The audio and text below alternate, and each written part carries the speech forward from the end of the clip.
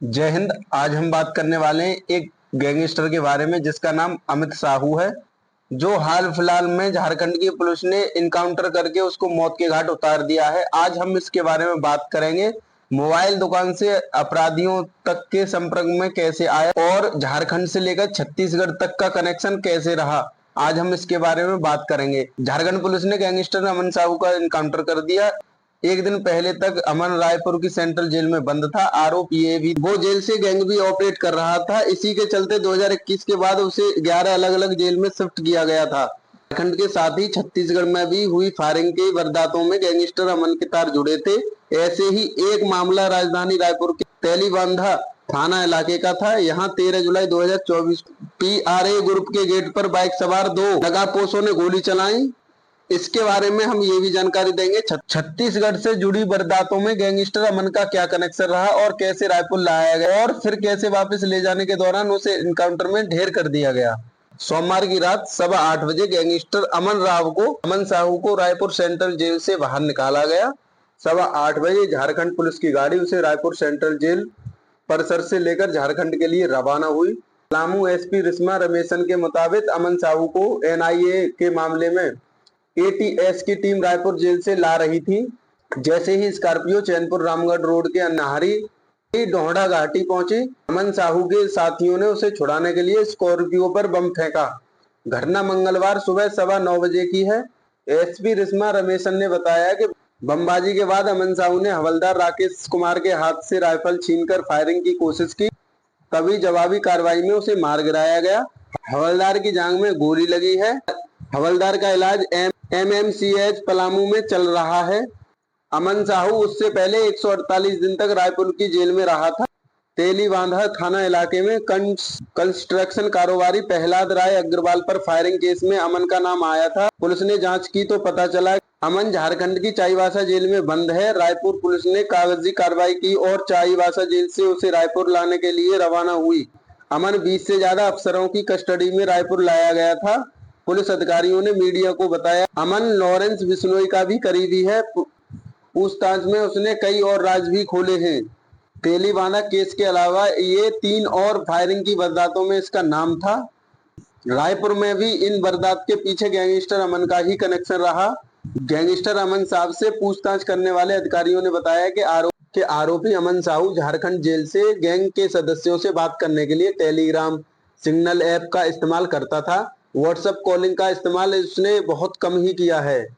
Police की पूछताछ में गैंगस्टर ने बताया कि उसकी गैंग में कई लोग ऐसे भी थे जो उसका चेहरा भी नहीं पहचानते थे।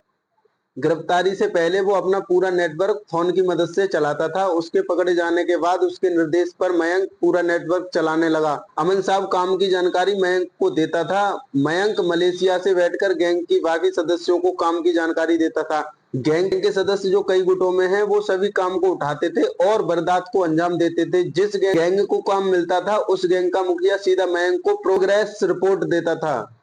मयंक फोन की मदद से उसकी जानकारी अमन को देता था। पुलिस अधिकारियों के अनुसार रांची के मतबे गांव का रहने वाला अमन साहू अपराध की दुनिया में कदम रखने से पहले मोबाइल की दुकान चलाता था। इसने 17 साल की उम्र में पहला अपराध किया था और फिर 125 से अधिक मुकदमे इसके नाम पर दर्ज हो गए थे।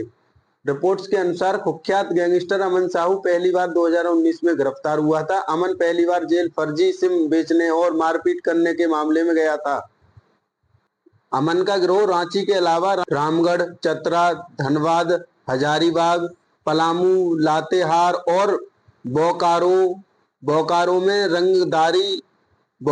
रंगदारी मांगने के लिए था।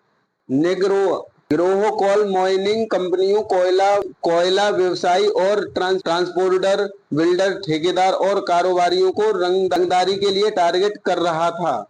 अगर इन्हें रंगदारी नहीं मिलती तो गिरोह के गुर्गे या तो उन कारोबारियों के दफ्तर पर फायरिंग करके धमका देते थे या फिर उन्हें गोली ही मार देते थे। पिछले 6 महीने से रंगदारी मांगने व गोली चलाने के आधा दर्जन से अधिक मामले सामने आ चुके थे।